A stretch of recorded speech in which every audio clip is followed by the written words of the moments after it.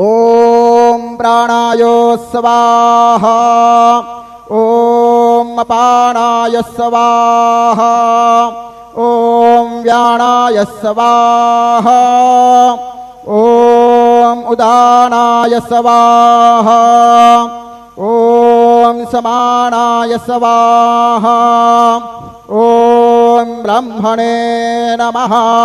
नैवेद्यमध्ये पानीयं समर्पयामि पुनर्नैवेद्यं निवेदयामि।